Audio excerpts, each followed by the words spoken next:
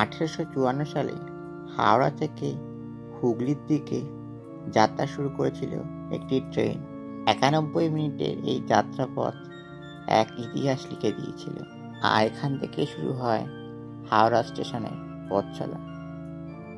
এখানে বলে রাখা ভালো, এখন হাওড়া স্টেশন বলতে আমরা যে লাল বাড়িটা দেখি সেটা কিন্তু সেই সময় ছিল না।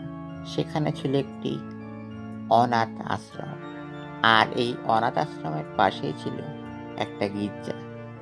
এই সব কিছুর দায়িত্বে ছিলেন পর্তুগিজ মিশনারিরা।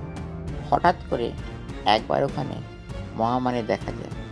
সেই পরিস্থিতিতে সেখানকার সমস্ত বাচ্চা, কর্মী ও মিশনারিদের সরিয়ে নিয়ে আসা হয় কলকাতায়।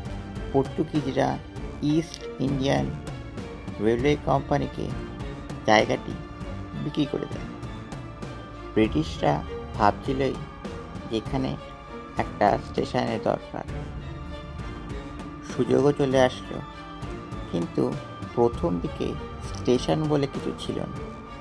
হাওড়ায় তখন ছিল একটা মাত্র প্ল্যাটফর্ম, আর সঙ্গে ছিল লাল ইটের একটা বাড়ি, তাও আবার একতলা। সেটাই ছিল পুরনো হাওড়া স্টেশন।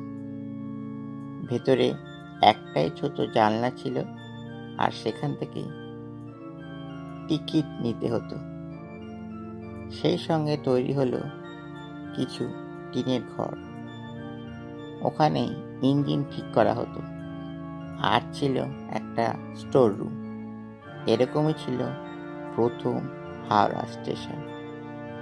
কিন্তু এখনো রয়েছে প্রথম লাইনটি। এখনকার হাওড়া স্টেশনে 17 নম্বর লাইনটি হলো সেই লাইনটি। শুধু পার্সেল গাড়ি আসে 17 নম্বর লাইন, আর বাকিটা নস্টালজিয়া।